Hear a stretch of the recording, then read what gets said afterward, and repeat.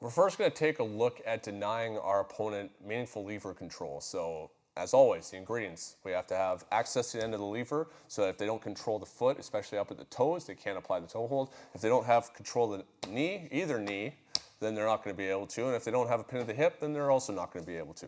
So, when it comes to attacking the foot, they're going to be in some kind of a position already that's going to set them up for it, hopefully. That's going to make the threat meaningful. So we need to recognize when somebody is trying to grab at our foot and how some of the ways that we can defend this.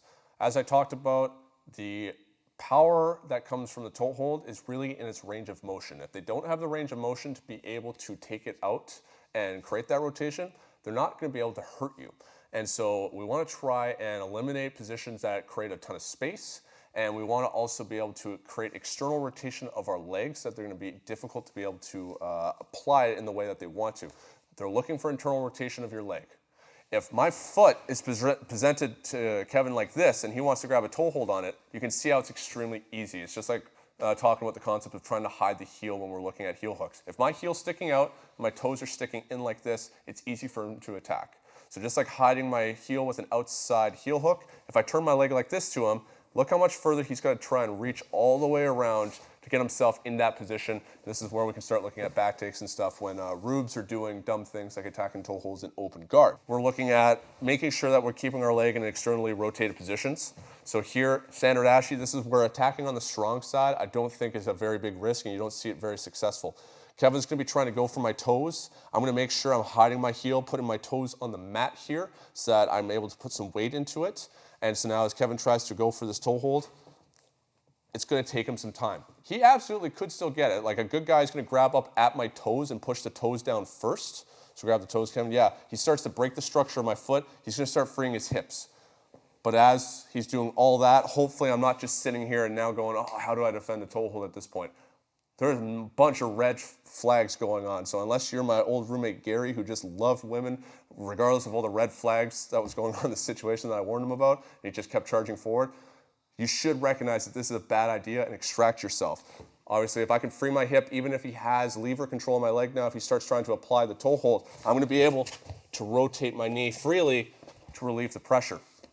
So anywhere we can start to create that external rotation, that's the same like if 50-50 here, where we talked about, if I triangle my legs and I keep my knee internally rotated in and present him the leg like that, he can start locking that up. And he's going to be able to actually apply a toe hold from here. So it's really, one, if I am going to do a triangle, I don't really like it. Instead of triangling all the way up like this, we're actually not going to really do a triangle. I'm going to have this more mid down to the calf or even just crossing my ankles. So that now when he's grabbing and he's trying to wrap around and get that fulcrum, my heel, the sole of my foot ends up catching against his foot here. He's unable to get a strong bite. And then if I really feel like he's getting somewhere with that position, it's probably time for me to start extending this leg and externally rotating my foot so that now if he's trying to reach for it, he's unable to.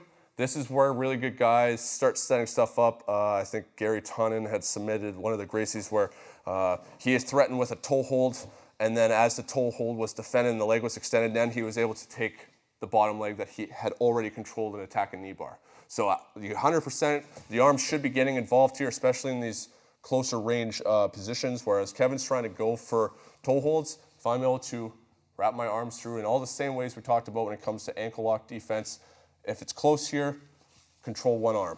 If that's the near arm's the only thing I can get, that's fantastic. I can go rear naked choke grip, baseball back grip, try and get a toe hold grip on me, Kevin.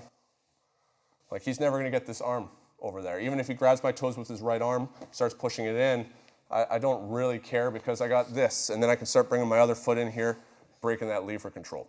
However, in some positions, we can't always get our limbs into play here. If we look at, say, something like half guard. If I'm here in this position, this is another situation where because my leg, my right leg is hooked through against his leg and my hip is braced up against the mat, he could still have some control of my hip here.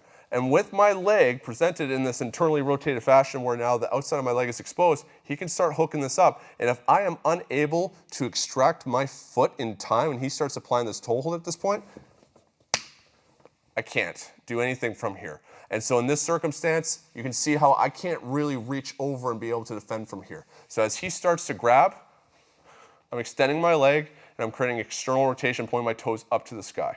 Try and go for that toe hold, Kevin. If he keeps trying to go at that point, this is where we're going to be able to start looking at back exposure and going for those attacks. Lachlan Giles has a nice video on YouTube where he shows about the way of being able to take the back from that position.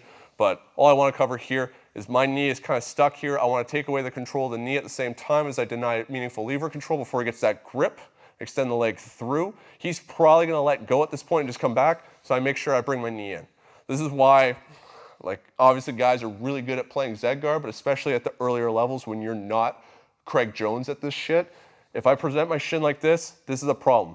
Half guard shell, just putting my foot either on his hip or at least having my knee pointing straight up like this. If he looks for a toe hold now, much more difficult. This is going to allow me to create kazushis to be able to off balance him. So just that's, my instructor Rob Bernacki preferred us using the half guard shell at the beginning of our journeys when we're learning half guard, because it just kills some of these possible leg lock problems by preventing our hip being internally rotated with that heel exposure and then shutting down preemptively heel hook attacks and toe hold attacks.